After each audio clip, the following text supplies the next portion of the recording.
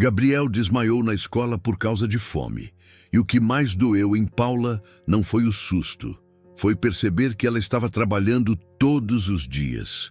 E mesmo assim, estava falhando dentro da própria casa. Naquele dia, ela entendeu que esforço não estava sendo suficiente e que talvez o problema nunca tivesse sido falta de dinheiro, mas as escolhas que ela chamava de normais.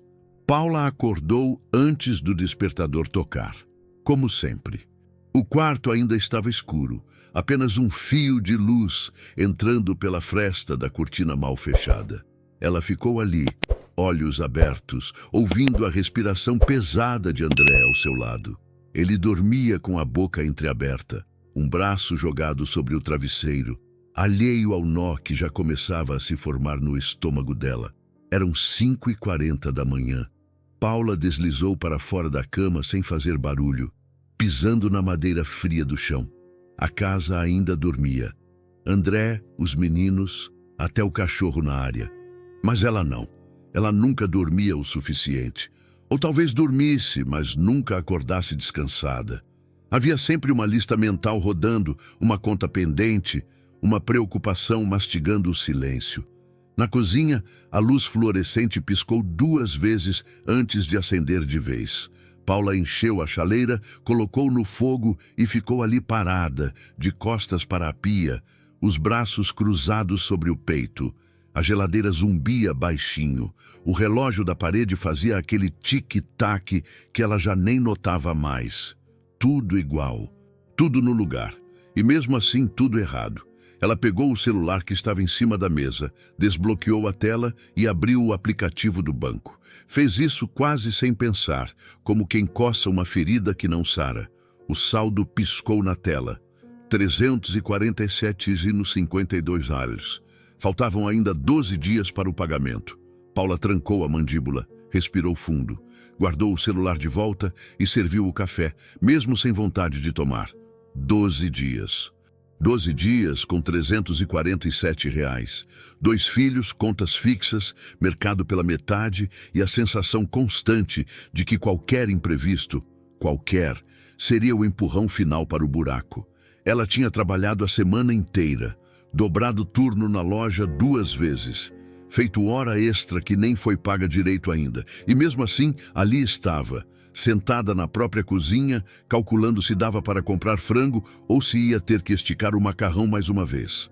Quando a gente se esforça 1 hora, melhora. Era isso que a mãe dela sempre dizia, e Paula tinha acreditado nisso a vida inteira. Trabalhar duro, não reclamar, fazer o que precisa ser feito. A recompensa vem, sempre vem, só que não vinha, ou vinha, e escapava pelos dedos antes que ela conseguisse segurar. Paula tomou o café amargo, sem açúcar, porque tinha esquecido de comprar na última ida ao mercado.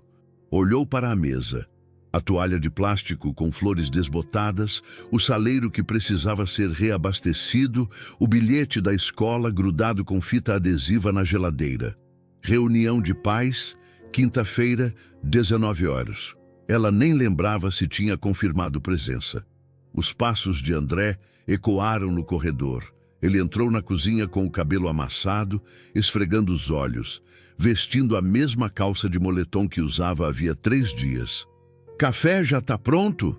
A voz dele ainda estava rouca de sono. "Tá." Ele serviu a caneca até a borda, bebeu um gole longo e se sentou na cadeira com um suspiro. "Que cara é essa?" perguntou sem olhar para ela. "Nenhuma." "Paula." "Que nenhuma, André. Tô cansada, só isso." Ele fez aquele barulho com a boca, entre um estalo e um bufo que significava deixa pra lá. Mexeu no celular enquanto bebia o café. Paula olhou para ele e sentiu uma pontada de irritação subindo pela garganta. Não era raiva. Não exatamente. Era cansaço. Cansaço de carregar tudo sozinha, mesmo estando acompanhada. "Esqueci de te falar," ele disse ainda olhando para a tela. "O Cláudio vai me emprestar a moto dele hoje. Vou deixar a nossa no mecânico." Paula pausou com a xícara no ar. "O mecânico?" "É. Tá falhando, não aguenta mais não." "E quanto vai ser?" André deu de ombros. Sei lá, ele disse que só olhando. André, a gente não tem dinheiro para mecânico agora. E o que eu faço, Paula? Deixo a moto quebrada? Eu preciso dela para trabalhar. Eu sei que precisa, mas... Então pronto, não tem mais. Ele levantou, jogou o resto do café na pia e saiu da cozinha sem olhar para trás. Paula ficou ali, sozinha de novo, segurando a xícara vazia entre as mãos. Respirou. Contou até 5. Guardou a vontade de gritar. Amanhã seguiu no piloto automático. Acordar os meninos, preparar o lanche, separar o uniforme, conferir se tinha dinheiro para a condução. Tudo isso enquanto o próprio estômago ainda estava embrulhado, a cabeça latejando de cansaço e a sensação de que estava sempre correndo atrás de algo que nunca alcançava. Gabriel, o mais velho, tinha 11 anos e já carregava aquele jeito sério, quase adulto, que partia o coração dela. Ele nunca reclamava, nunca pedia nada, como se já soubesse que não adiantava. Theo, o caçula, tinha 7 e ainda tinha aquele brilho no olho. Ainda acreditava em aniversário, em passeio, em sorvete no fim de semana. Paula torcia para que ele demorasse o máximo possível para perder isso. Mãe, a professora pediu para levar uma cartolina amanhã, disse Gabriel, enfiando o caderno na mochila. Paula sentiu o estômago apertar. Cartolina? É, para fazer um trabalho. Tá, eu vejo isso hoje.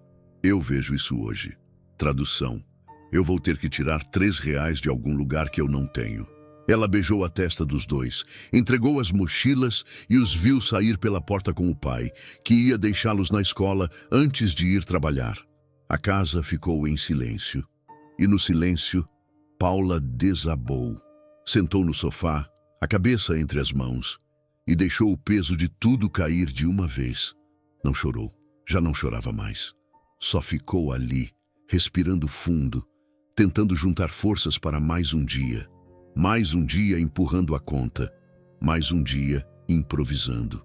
Mais um dia fingindo que estava tudo bem quando, na verdade, tudo estava desmoronando devagar. O celular tocou. Era a Mariana, da loja. Paula, você pode cobrir a Jéssica hoje? Ela não vai poder vir. Paula fechou os olhos. Que horas? Das 2 até fechar. Mariana, eu já estou escalada de manhã. Eu sei, querida, mas é só hoje. Depois a gente acerta, prometo. Depois a gente acerta. Ela já tinha ouvido essa frase tantas vezes que tinha virado piada na própria cabeça. Tá bom. Desligou. Olhou para o relógio. 7h15. Ela entrava às 8. Tinha 45 minutos para tomar banho, se arrumar, pegar o ônibus e chegar a tempo. Levantou, foi para o banheiro e ligou o chuveiro. A água saiu morna, fria na verdade, mas ela já nem ligava mais. Ficou debaixo do jato, olhos fechados, deixando a água escorrer pelo rosto. Quando a gente se esforça, 1 hora melhora. Mas e se não melhorar? Ela pensou pela primeira vez. E se o esforço não for suficiente? E se eu estiver fazendo tudo errado esse tempo todo? Desligou o chuveiro, enxugou o corpo com a toalha áspera, vestiu a calça jeans, a blusa da loja, passou um pente no cabelo molhado, olhou para o próprio reflexo no espelho embaçado. A mulher que olhava de volta parecia mais velha do que era, cansada, dura, com aquele jeito de quem já desistiu de algumas coisas, mas segue em frente porque não tem escolha. Paula desviou o olhar. Pegou a bolsa, trancou a porta e saiu para mais um dia. Mais um dia na loja, mais um dia sorrindo para cliente, mais um dia dobrando roupa, organizando prateleira, fingindo que o salário no fim do mês ia fazer diferença. O ônibus estava lotado. Ela ficou em pé, segurando na barra de ferro, sentindo o balanço do veículo, a música alta no celular do rapaz ao lado, o cheiro de suor misturado com perfume barato. Olhou pela janela. A cidade passava, muros pichados, lojas fechadas, gente correndo para não perder o horário. Todo mundo correndo, todo mundo cansado, todo mundo na mesma. Quando chegou na loja, a Mariana já estava lá, conferindo o caixa. Oi, Flor. Obrigada por cobrir, viu? Paula só acenou com a cabeça e foi direto para o provador arrumar as roupas que tinham ficado largadas do dia anterior. As horas passaram devagar, muito devagar. Às 2 da tarde, quando deveria ter saído, ela só trocou de setor e continuou. Até fechar, 9 horas. Quando finalmente trancou a porta da loja e saiu para a rua, já estava escuro. Ela sentou no ponto de ônibus, a bolsa no colo, os pés doendo, a cabeça vazia. O ônibus demorou 20 minutos. Quando finalmente entrou, caiu no banco perto da janela e encostou a cabeça no vidro frio. Fechou os olhos e, pela primeira vez em muito tempo, deixou a exaustão vencer. Paula chegou em casa quase 10 da noite.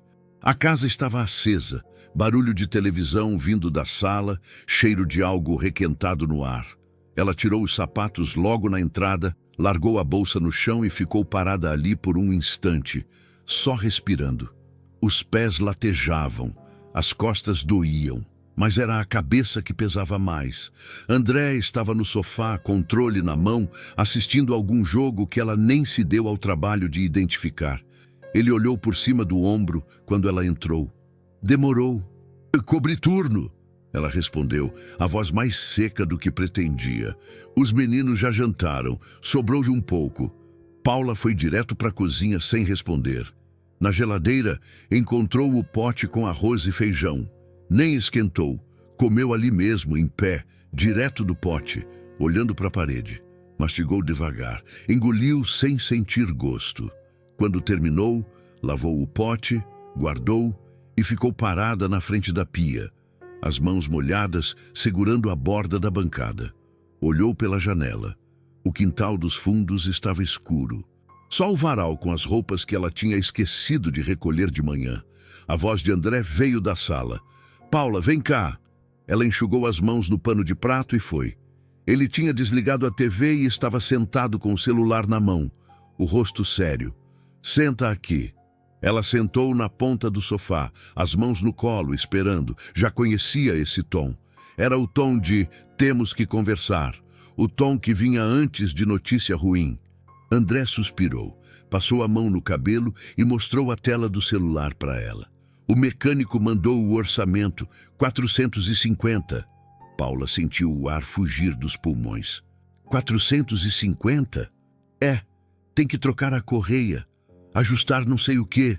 Ele explicou, mas eu não entendi metade. O que eu entendi é que sem isso, a moto não anda. Ela olhou para ele, depois para a tela, depois para o próprio colo. A gente não tem 450, André. Eu sei. Nem perto disso. Eu sei, Paula. Mas e daí? Eu faço o quê? Vou trabalhar a pé? Vou de ônibus carregando ferramenta? Não estou dizendo isso. Então, tá dizendo o quê? A voz dele subiu um tom. Paula sentiu a irritação subindo também, mas segurou. Contou até 3.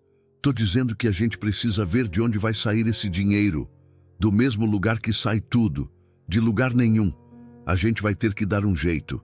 Dar um jeito como, André? Tirar de onde? Ele desviou o olhar. Jogou o celular no sofá e cruzou os braços. Sei lá, pede pro seu irmão. Paula riu. Não foi uma risada alegre. Foi aquele tipo de riso amargo que dói quando sai. Pro Marcelo, o Marcelo mal consegue se manter, André. Ele tá desempregado faz 3 meses. E a sua mãe? A minha mãe tá morando de favor na casa da minha tia. Que dinheiro você acha que ela tem? André bufou, balançou a cabeça. Então a gente tá lascado. A gente tá. Ficaram em silêncio. A televisão desligada refletia os dois sentados ali, cansados, sem saída. Foi Paula quem quebrou o silêncio. Você comprou cigarro essa semana? André virou a cabeça devagar, os olhos apertados. O quê? Cigarro. Você comprou? Comprei. E daí? Quanto você gasta por semana com isso? Ele riu, mas não tinha graça nenhuma. Você tá de brincadeira, né? Vai botar a culpa no cigarro agora? Não tô botando culpa. Tô perguntando. Uns 20, 30 pau. E daí, Paula? Isso não vai pagar a moto? Não. Mas multiplicado por 4 semanas, dá mais de R$100, que a gente podia ter guardado. Ah, para! Você também gasta? Ou vai dizer que não? Eu gasto com o quê? Com essas porcarias que você compra no mercado? Bolacha, salgadinho, refri pros meninos. Pros meninos, André, para eles terem alguma coisa além de arroz com ovo todo dia. É, e eu fumo para não surtar de tanto estresse. Qual a diferença? Paula sentiu a raiva subir pela garganta, quente, afiada, mas ela engoliu. Porque sabia que continuar ali ia virar briga, e briga não resolvia nada. Ela levantou. Vou deitar. Amanhã a gente vê isso. Amanhã a gente sempre vê. Ela foi para o quarto sem responder. Deitada no escuro, Paula ficou olhando para o teto. André entrou meia hora depois. Deitou do outro lado da cama, virou de costas para ela.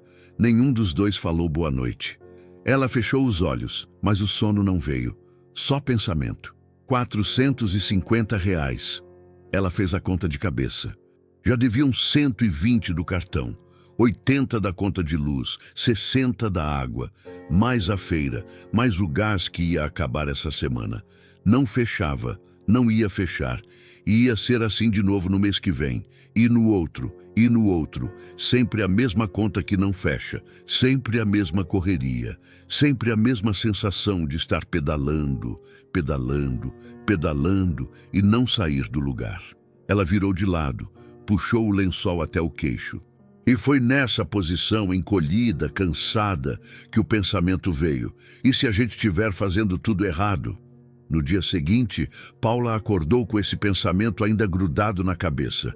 Fez o café, acordou os meninos, preparou o lanche, mandou todo mundo embora. E ficou sozinha de novo. Mas dessa vez, em vez de sair correndo para o trabalho, ela sentou na mesa da cozinha. Pegou um caderno velho que usava para anotar lista de mercado. Abriu numa página em branco, pegou uma caneta e começou a escrever. Primeiro tudo o que entrava, o salário dela, o de André. No total dava 3.200, parecia um número bom. Até ela começar a escrever o que saía. Aluguel, 900. Luz, 80. Água, 60. Gás, 90, quando precisava. Mercado, em média, 600. Transporte, 150. Escola, material, lanche e contribuição, 120. Internet, 80, cartão de crédito, mínimo porque nunca conseguia pagar tudo, 120. Só isso já dava 2.200. Sobravam R$ 1.000 para tudo o que aparecesse. Roupa, remédio, qualquer imprevisto, qualquer coisa que os meninos precisassem, qualquer coisa que quebrasse. E claro, nunca sobrava só o imprevisto. Tinha o açougue que ela comprava fiado e pagava depois.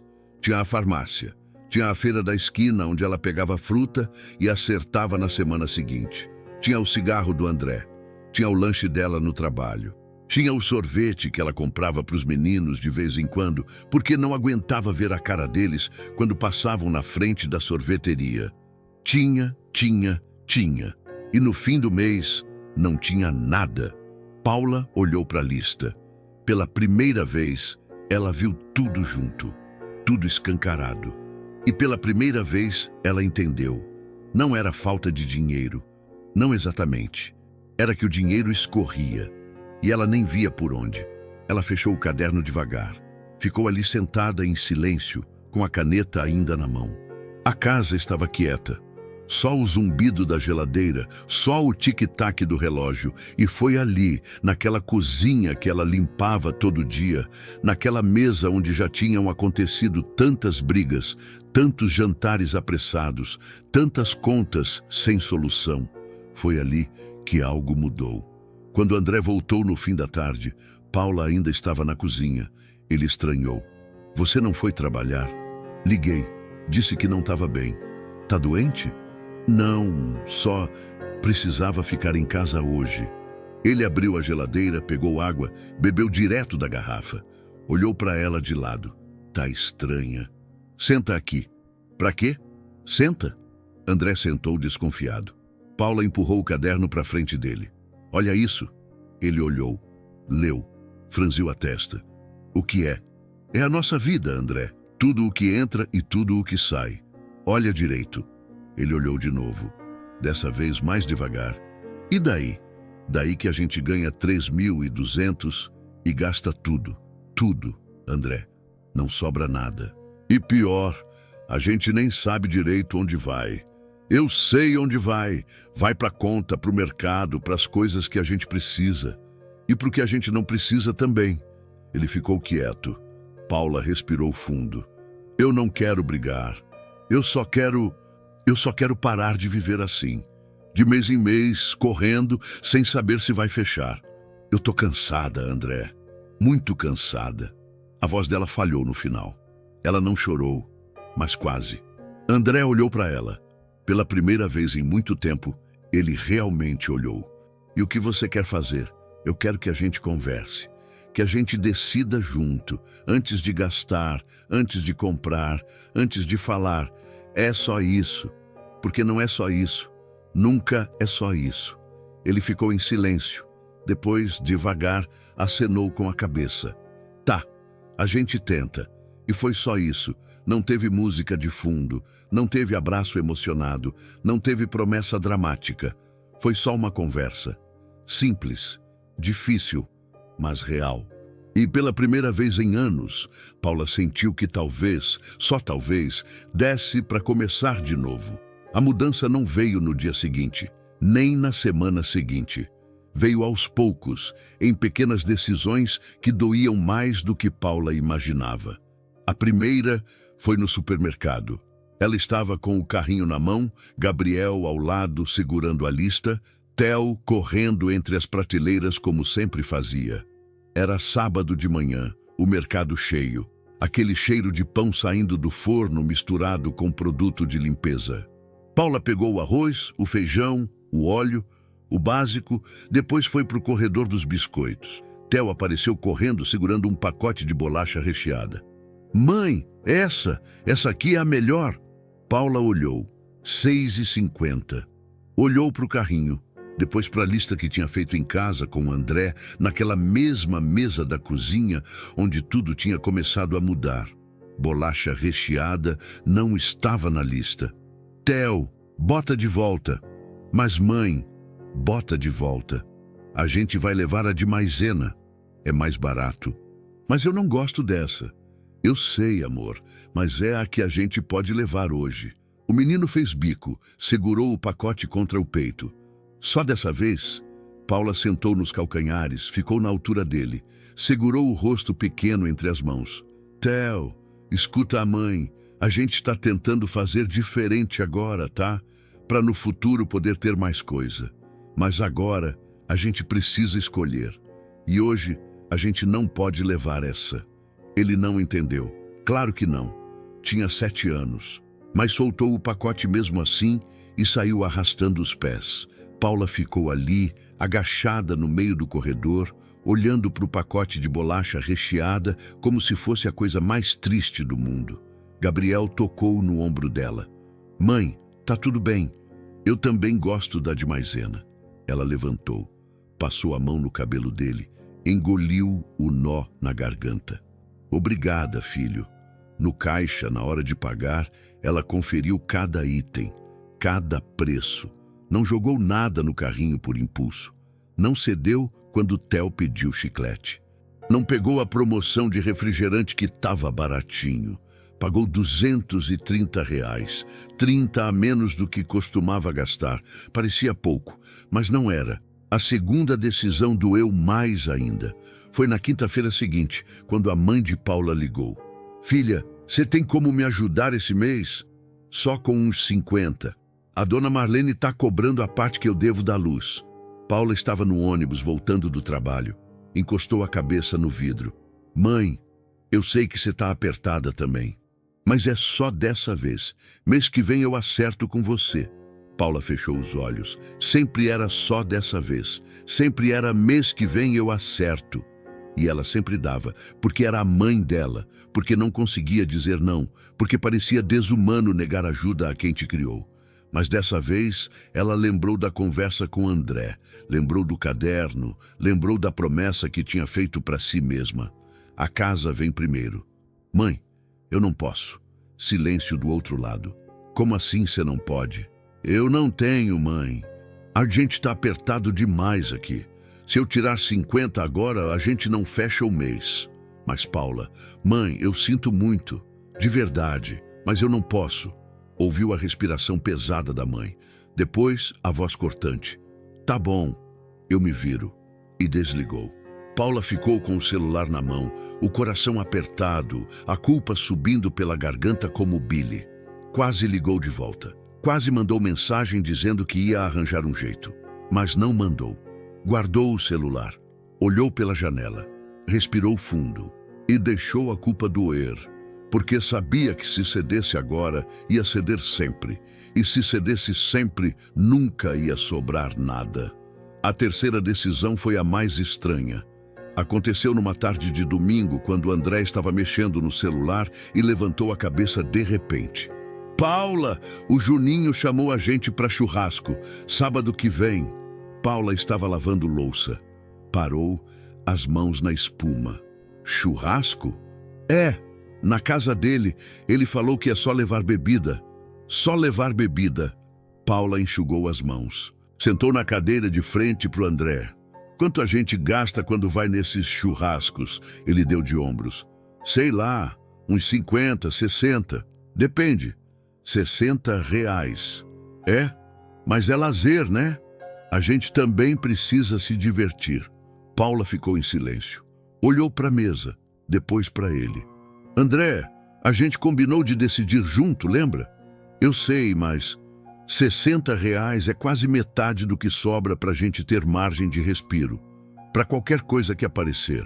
Se a gente gastar com churrasco e aparecer alguma coisa, a gente vai fazer o quê? Ele bufou. Então a gente não vai mais sair? Não vai mais fazer nada? Vai virar escravo do dinheiro? Não, mas a gente precisa escolher. E agora, nesse momento, a gente não pode. Você que não pode, ele respondeu seco. Eu tô cansado de viver nessa miséria. A palavra caiu na cozinha como um tapa. Paula sentiu o peito apertar. Miséria? Você acha que a gente vive em miséria? Não é isso que eu quis dizer. Então o que você quis dizer, André? Ele jogou o celular na mesa e passou as mãos no rosto. Esquece. Eu não vou no churrasco. Tá feliz? Não é questão de feliz ou não. É questão de sobreviver. E enquanto isso a gente vai viver feito rato, guardando migalha, sem poder ter nada. Paula levantou, olhou para ele com uma firmeza que nem sabia que tinha. André, a gente não tem nada. Você ainda não entendeu? A gente está quebrado. E não é culpa minha, não é culpa sua. É culpa de um monte de escolha errada que a gente fez achando que é só isso. Mas agora, se a gente quiser ter alguma coisa de verdade, a gente vai ter que abrir mão por um tempo. Vai doer, eu sei que dói. Tá doendo em mim também. Mas continuar do jeito que tá, isso dói todo mês. Todo mês, André. Ele ficou quieto. Olhou para baixo. Depois de um tempo, suspirou. Eu vou falar pro Juninho que a gente não pode ir. Paula assentiu. Voltou para a pia. E quando virou de costas, deixou 2 lágrimas escorrerem. Porque abrir mão dói, mesmo quando é a decisão certa. As semanas foram passando. E as mudanças também. Paula parou de comprar café na padaria a caminho do trabalho. Levava de casa, num copinho térmico velho que achou no fundo do armário. André parou de comprar cigarro todo dia. Passou a fumar menos. Reclamou, mas segurou. Os meninos pararam de ganhar agradinho toda vez que saíam. E reclamaram também, mas aos poucos foram se acostumando. Paula parou de parcelar roupa no cartão. Parou de olhar vitrine. Parou de achar que só essa calça ia fazer diferença. E tudo isso foi feito sem alarde, sem festa, sem gratidão de ninguém. Foi feito no silêncio, na dor, na renúncia, mas foi feito. No fim do 2º mês, Paula estava de novo na mesa da cozinha com o caderno aberto. Tinha anotado tudo, cada gasto, cada escolha, cada não que precisou dar, e quando somou o que tinha sobrado, 120 reais. Não era muito, não era nada perto do que ela sonhava. mas era a primeira vez em anos que sobrava alguma coisa. Ela ficou olhando para aquele número, 120, e pela primeira vez em muito, muito tempo, ela sorriu. Não porque estava rica, não porque tinha resolvido tudo, mas porque pela primeira vez ela não estava no vermelho, não estava devendo, não estava correndo atrás do próprio rabo, ela estava finalmente respirando. André entrou na cozinha, viu ela sorrindo para o caderno. O que foi? Ela virou o caderno para ele. Sobrou. Ele olhou, franziu a testa. Olhou de novo. 120? A gente nunca tinha sobrado nada. Eu sei. Ele sentou. Ficou olhando para o número como se fosse um bicho estranho. Depois, devagar, ele também sorriu.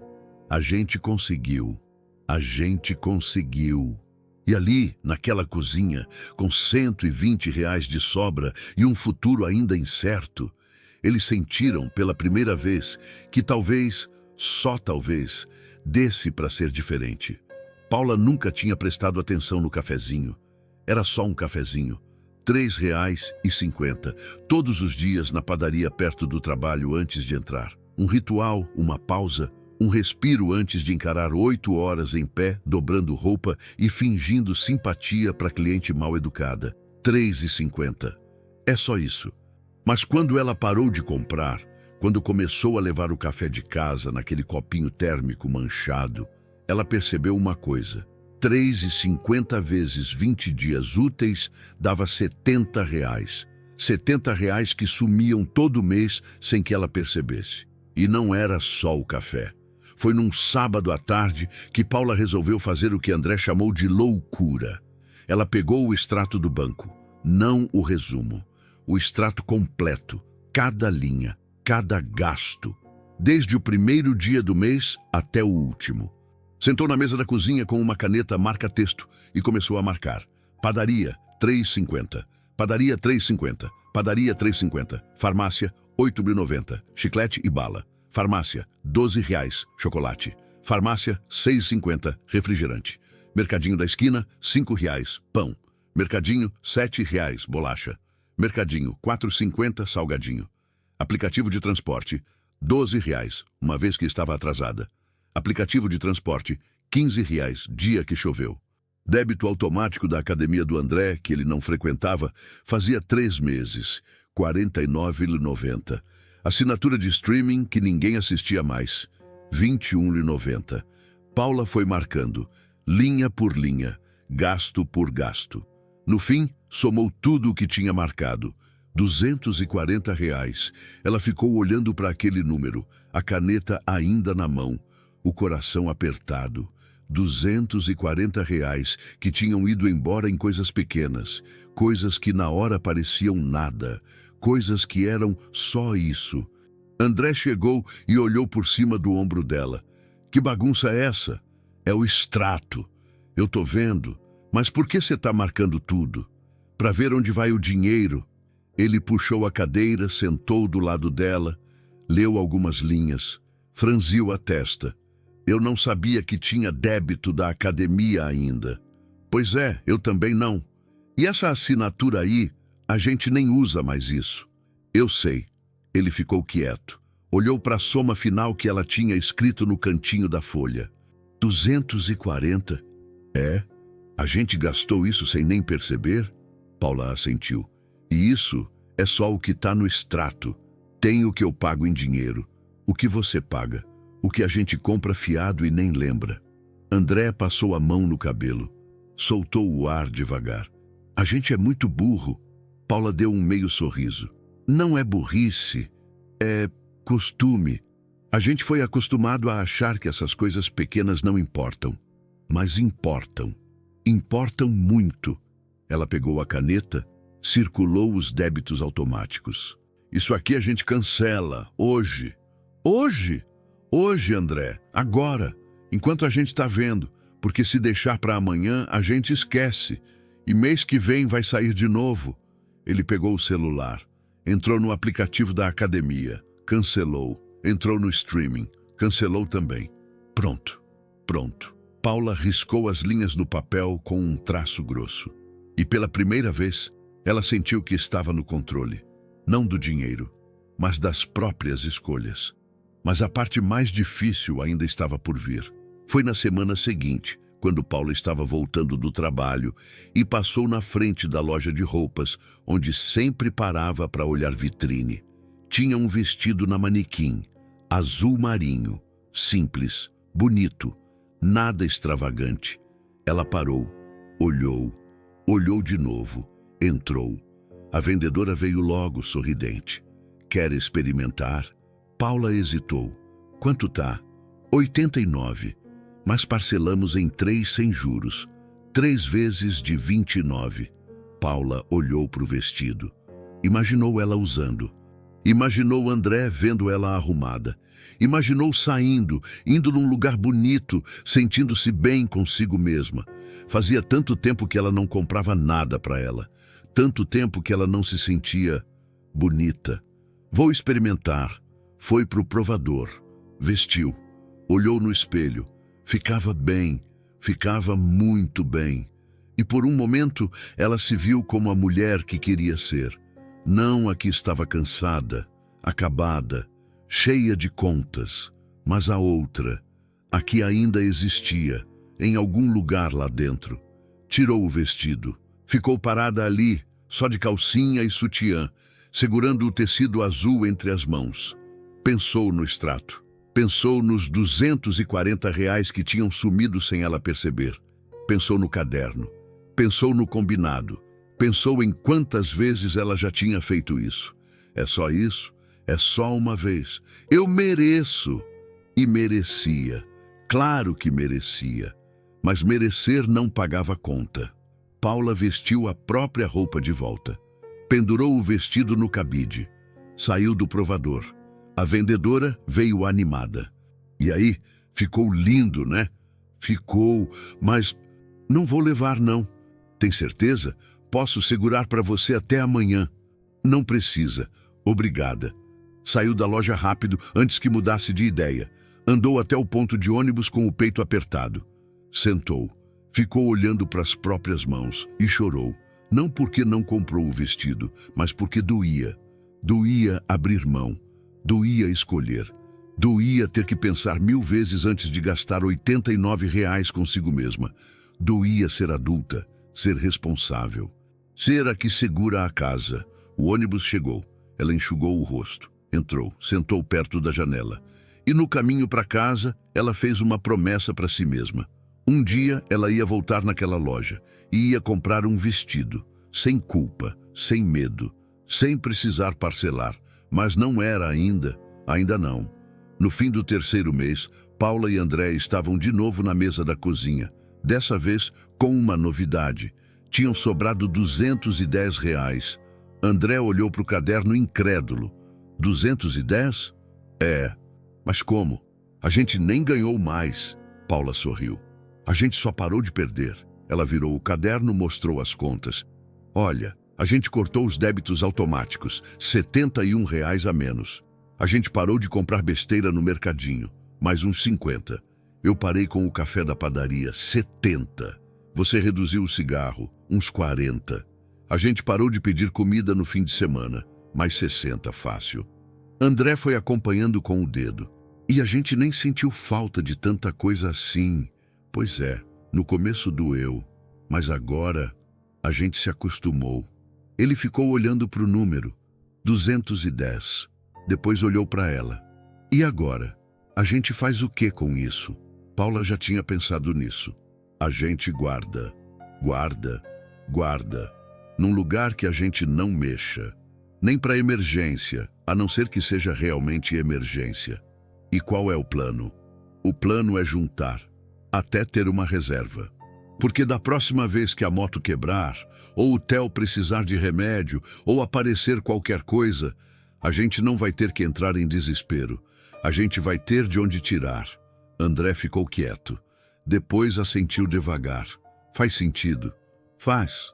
Ele pegou a mão dela por cima da mesa. Apertou de leve. Você tá diferente. Como assim? Mais firme, mais segura. Paula olhou para a mão dele segurando a dela. Sorriu de canto. É porque eu tô cansada de ter medo. Naquela noite, depois que os meninos dormiram e André foi assistir TV, Paula ficou sozinha na cozinha mais um pouco. Abriu o caderno, olhou para as anotações dos últimos 3 meses. Mês 1, 120 de sobra. Mês 2, 140. Mês 3, 210. R$ 470 guardados. Não era fortuna. Não mudava a vida. Não pagava a dívida antiga. Mas era dela. Era real. Era suado. E pela primeira vez em anos, Paula sentiu algo que tinha esquecido como era. Esperança. Ela fechou o caderno, apagou a luz da cozinha, foi deitar e naquela noite dormiu sem medo do amanhã, porque o amanhã finalmente estava sendo construído. Tijolo por tijolo, escolha por escolha, renúncia por renúncia. E tudo começou quando ela percebeu algo simples. O dinheiro não começou a sobrar porque ela ganhou mais. Começou a sobrar quando ela parou de deixar escapar. Paula estava na fila do banco quando recebeu a ligação. Era a diretora da escola do Gabriel. O coração dela disparou na mesma hora. Ligação da escola nunca era boa notícia. Alô? Dona Paula, aqui é a Marisa da secretaria. O Gabriel tá bem, não se preocupe. Mas a gente precisa que a senhora venha aqui buscar ele. Buscar? Por quê? O que aconteceu? Ele passou mal. Desmaiou na aula de educação física. O mundo girou. Paula saiu da fila correndo, nem ligou para o documento que tinha ido buscar. Pegou o primeiro ônibus, desceu 3 pontos antes, foi o resto do caminho quase correndo. Quando chegou na escola, Gabriel estava sentado na enfermaria, pálido, uma garrafinha de água na mão. A diretora estava do lado dele. Mãe, a voz dele saiu fraca. Paula se ajoelhou na frente dele, segurou o rosto do menino entre as mãos. Filho, o que foi? Tá sentindo o quê? Eu só tava com tontura. Aí escureceu tudo. A diretora se aproximou. Dona Paula, o professor disse que ele não tinha almoçado. É verdade? Paula olhou para o filho. Gabriel? Ele baixou a cabeça. Eu dei meu lanche pro Theo. Ele disse que estava com fome. O peito de Paula apertou. E você? Você comeu o quê? Eu não estava com fome. Mentira. Ela viu nos olhos dele. Ele estava com fome, mas tinha dado a comida para o irmão mais novo. Paula sentiu as lágrimas subirem, mas segurou. Não ia chorar ali, não na frente dele. Vamos para casa. No caminho, Gabriel ficou quieto. Paula também. Só quando entraram em casa, quando ela sentou ele no sofá e trouxe pão com manteiga e um copo de leite, foi que ela conseguiu falar. Gabriel, olha para a mãe. Ele olhou, os olhos ainda cansados. Por que você deu sua comida para o seu irmão? Porque ele estava com fome. Mas você também estava. Eu sei, mas ele é menor, mãe. Ele precisa mais. Paula fechou os olhos, respirou fundo. Aquele menino de 11 anos já estava carregando um peso que não era dele. Já estava abrindo mão, já estava se anulando, igualzinho a ela. Gabriel, escuta o que eu vou te dizer. Você não precisa cuidar do Theo. Você não precisa abrir mão da sua comida. Você é criança, isso é responsabilidade minha e do seu pai, entendeu? Mas mãe, eu sei que tá difícil. Eu sei que você sabe. E eu sinto muito por isso. Mas você não vai passar fome para dividir com ninguém. Nunca mais. Você me promete? Ele hesitou. Depois, assentiu. Prometo. Paula abraçou ele. Apertou forte. E ali, com o filho nos braços, ela tomou uma decisão. Nunca mais.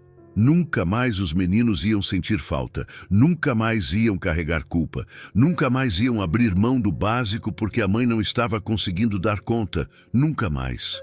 Naquela noite, quando André chegou, Paula contou o que tinha acontecido. Ele ficou pálido. O Gabriel desmaiou? Desmaiou. Por que não comeu? Porque ele não comeu? Porque deu a comida para o Theo. André sentou pesado na cadeira, a mão no rosto. Meu Deus! André, a gente está falhando com eles. A gente está fazendo o possível, Não está sendo suficiente. Ela sentou do outro lado da mesa. Olhou para ele com uma firmeza que assustou até ela mesma.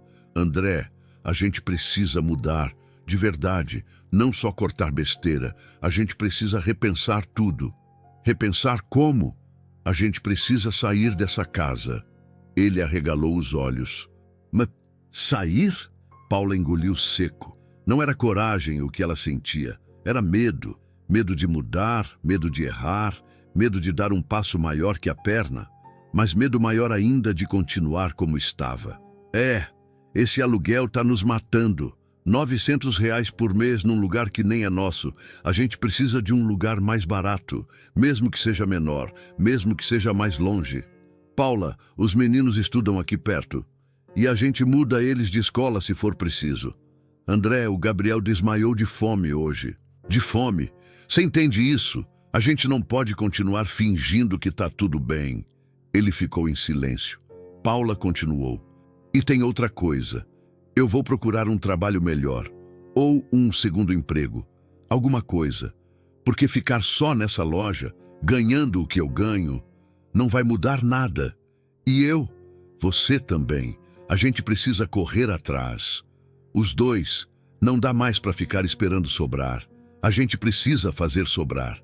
André olhou para baixo, as mãos fechadas sobre a mesa. Depois de um longo silêncio, ele levantou a cabeça. Você tá certa. Paula piscou, surpresa. Tô? Tá. Eu tenho medo de mudança. Sempre tive. Mas você tá certa. A gente não pode continuar assim. Pelos meninos. Pela gente. Ela sentiu um alívio tão grande que quase doeu.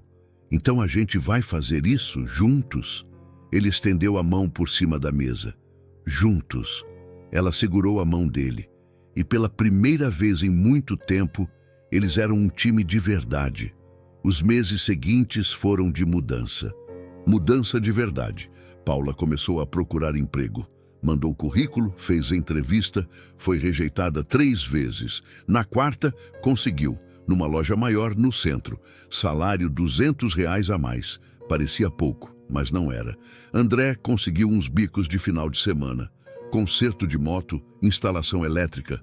Nada fixo, mas ajudava. Eles acharam uma casa menor, mais longe, por 650 de aluguel. 250 a menos por mês. A casa era simples, bem simples, mas era limpa. Tinha quintal. E principalmente cabia no bolso. A mudança foi dura. Os meninos reclamaram. Gabriel chorou quando soube que ia trocar de escola. Theo ficou emburrado a semana inteira. Mas Paula explicou. Sentou com os dois, olhou nos olhos e disse a verdade. A gente está fazendo isso para poder viver melhor, não agora, mas daqui a um tempo.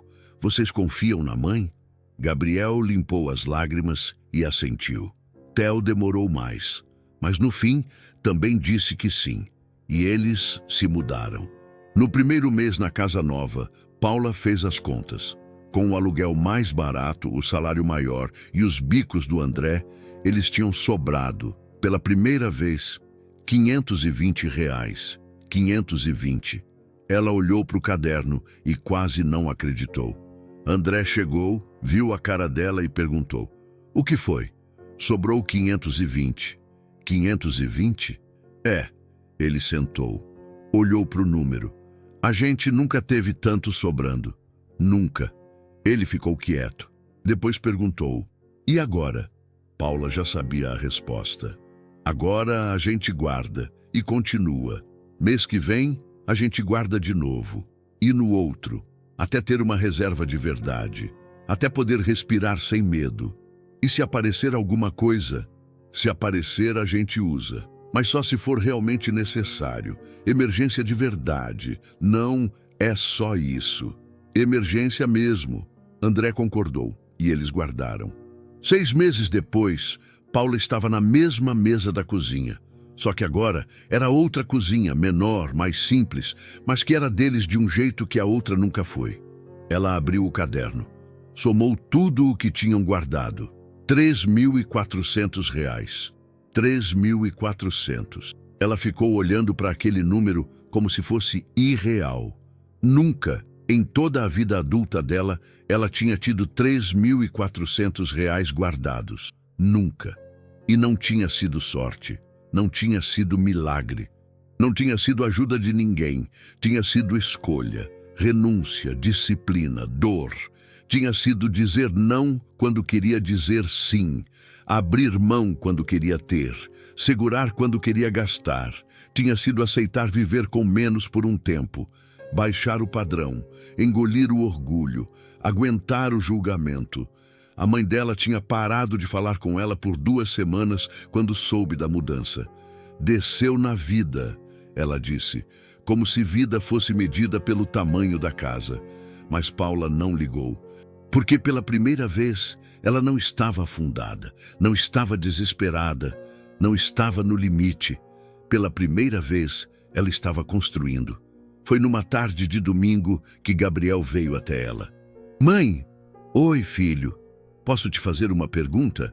Claro. Ele sentou do lado dela no sofá, as pernas balançando sem tocar no chão. Por que a gente mudou de casa? Paula olhou para ele. Poderia mentir? Poderia embelezar, mas não ia. Porque a gente estava gastando mais do que podia. Isso estava deixando todo mundo infeliz. Então, a gente decidiu mudar. E agora está melhor? Paula pensou. A casa era menor. O bairro era mais longe, a escola era mais simples, mas tinha comida na geladeira, tinha dinheiro guardado, tinha paz. Tá, filho, tá bem melhor. Então valeu a pena? Ela passou a mão no cabelo dele. Valeu. Ele sorriu e saiu correndo para o quintal, onde Theo estava jogando bola com André. Paula ficou ali, olhando pela janela, e percebeu algo que nunca tinha percebido antes. Prosperidade não era ter mais, era viver melhor. Naquela noite, depois que todo mundo dormiu, Paula voltou para a cozinha, acendeu a luz, sentou na mesma cadeira de sempre, abriu o caderno, olhou para a primeira página, onde tudo tinha começado, a lista de gastos, a lista de renúncias, a lista de escolhas. E então, numa página em branco, ela escreveu: o dinheiro não começou a sobrar quando eu passei a ganhar mais. Começou a sobrar quando eu parei de me enganar, quando eu parei de defender como normal o que estava me destruindo, quando eu parei de dizer é só isso para cada pequena escolha que me afundava. Prosperidade não chegou com sorte, chegou quando eu assumi o controle, quando eu escolhi viver melhor em vez de parecer melhor, quando eu aprendi que sobra não vem depois do esforço, sobra vem depois da consciência. Ela fechou o caderno, apagou a luz e foi deitar.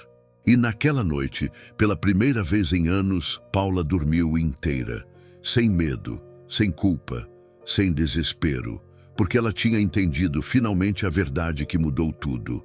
Não era sobre quanto entrava, era sobre quanto ficava, e agora, finalmente, estava ficando. Se essa história mexeu com você, comenta aqui embaixo uma frase simples. Hoje eu escolho viver melhor. Porque a mudança começa quando a gente para de se enganar e assume o controle das próprias escolhas.